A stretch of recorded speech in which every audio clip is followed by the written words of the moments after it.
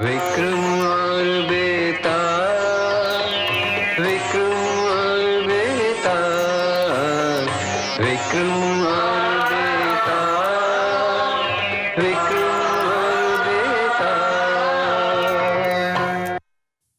विक्रम और बेताल। पापी कौन? विक्रम के कंधे पे सवार बेताल ने एक कहानी शुरू की। कहानी सत्ययुग की है। एक बार राजा सूर्यगुप्त ने मंदिर में पूजा एवं अन्नदान का आयोजन किया। मंदिर के निकट रहने वाले नागरिकों के लिए भोज का आयोजन किया। मंदिर के समीप खुली जगह में भोजन की तैयारियां चल रही थी।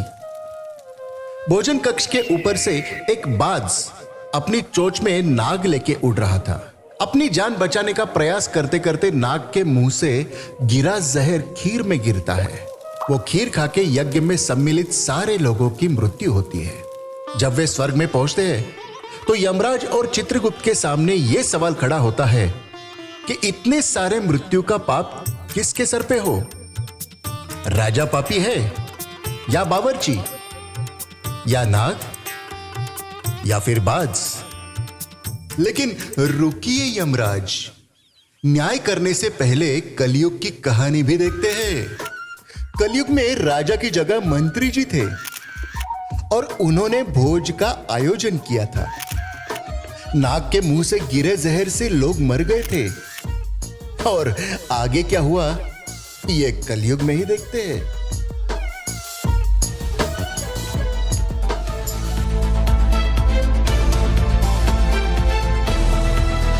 मैं आपको बताता हूं, 120 लोगों की मौत हुई है। एक बाज जो ऊपर उड़ रहा था, उसके मुंह में नागराज थे।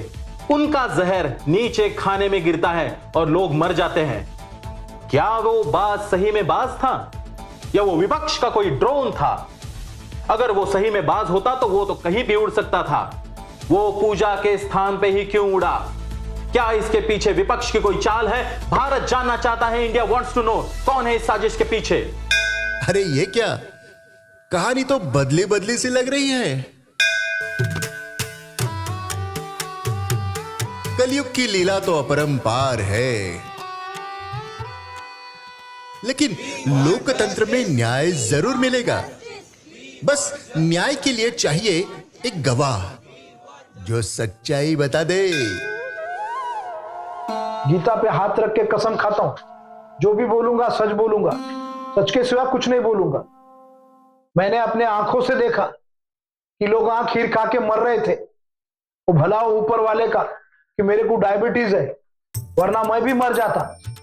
मेरा झूठ लग रहा तो डॉक्टर साहब से पूछो। लेकिन भाई, सच को सच ही साबित करना है तो वकील साहब इतनी पढ़ाई क्यों करते हैं? चलो भाई, बड़ी केस मिल गई है। अब अगले 10 साल तक उसको चलाऊंगा। ए चल, बावर्ची को बुला। अब तो पुलिस भी काम पे लग गई है। साला खाने में जहर मिलाता है। डाल साले को अंदर। 30 देंगे, सब बक देगा साला। और कलयुग में जनता जनार्दन होती है, तो जनता जनार्दन की भी नजर है इस केस पे। अरे ओ भैया, वो जो लंगर में लोग जहर खा के मरे ना, तनिक उनका कोई खबर आया कि नहीं? गाड़ दी उस खबर को। यार अभी तो तपास चल रहा है। देखो, आज की सबसे बड़ी खबर यही है। लगता है बहुत लोग अंदर जाएंगे। देखो 2 पेज भरकर यही है। लगता है बहुत मजा आने वाला है। सबकी तरह मुझे भी नहीं होता था, लेकिन मुझे कुछ काम निकला तो मैं नहीं जा पाया। अरे ये क्या, गवाह ने गवाही बदल दी। लगता है मंत्री जी का प्रसाद मिल गया है। बाद में मैंने न्यूज में देखा कि खाना खा के लोग उधर मर गए।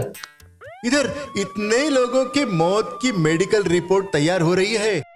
As per medical examination report, एक की भी मौत पॉइजनिंग से नहीं हुई है।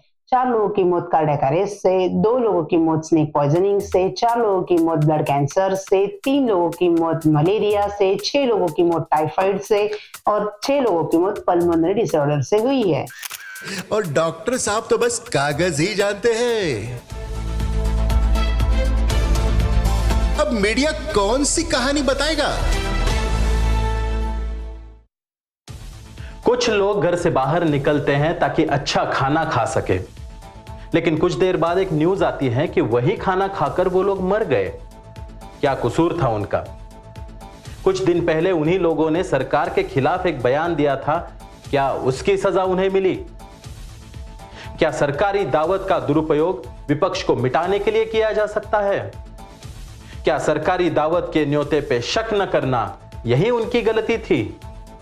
फैसला जनता को करना है, क्योंकि रोटी, कपड़ा और मकान की व्यवस्था करना ही सरकार का काम है, न कि विपक्ष को दावत में बुलाकर उनको जहर देना। क्या इसलिए हम सरकार चुनते हैं? क्या विरोध की सजा मौत है? चल छोड़, बावर्ची की क्या गलती? क्या बेटर लाटक? लगता है मंत्री जी का प्रसाद पुलिस तक भी पहुंच गया है। साला खाना परोसने पहले चक्कर देखना चाहिए ना कि कुछ भी खिलाएगा, और जब ये डंडा पड़ता है ना तो साला भूत भी नाचता है। और वो चश्मदीद गवाह क्या बोल रहा है? खाना तो मिला च नहीं, लोग पूजा पाठ करके दर्शन लेके चले गए। बाद में मैंने न्यूज में देखा कि लोग खाना खा के मर गए, लेकिन मुझे तो सच नहीं लगता। अरे छोड़ो भाई उस खबर को, कोनो तड़का नहीं रहा उसमें। भाई जनता और मीडिया को अब नई कहानी मिल गई है। और सुना है उस राजनेता के घर में 500 किलो सोना मिला है। तनिक उसके बारे में कोनो खबर है क्या? हाँ यार, मैं भी वही ढूंढ रहा हूं। तो अपनी कहानी यहीं पे खत्म होती है। तो इतनी कहानी सुना के बेताल ने राजा से पूछा, राजन, ये तो हुआ लोकतंत्र का न्याय, पर तुम्हारा न्याय क्या है? बेताल, हम इसे शुरुआत से देखते हैं। राजा ने बड़े अच्छे मन से भोजन का आयोजन किया था। बावर्ची ने भी बड़ा स्वादिष्ट खाना बनाया था। हवा में जो बाज उड़ रहा था, उसके चोंच में अटके नाग ने जान बचाने की कोशिश में अपना जहर छोड़ दिया, और वही जहर नीचे खीर के पात्र में गिर गया। वही खाकर लोग मर गए। लेकिन अगर हम देखते हैं तो इसमें किसी का दोष नहीं है। सब अपना स्वाभाविक धर्म निभा रहे थे। लेकिन अगर हम बात करें कलयुग की, पुलिस ने गलत लोगों पर ही आरोप लगाए। डॉक्टर ने भी इस घटना के अयोग्य कारण बताए।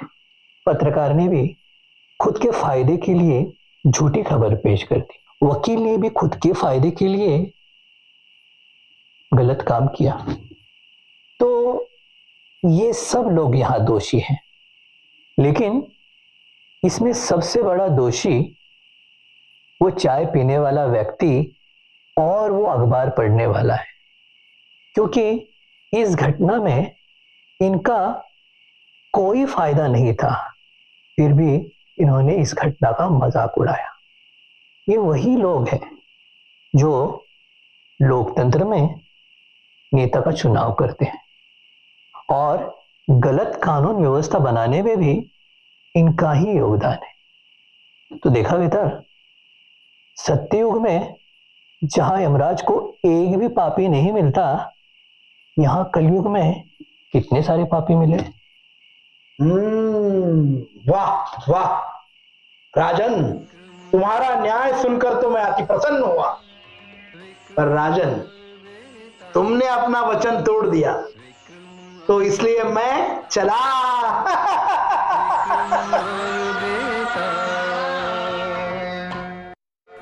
विक्रम और बेताल, विक्रम और बेताल, विक्रम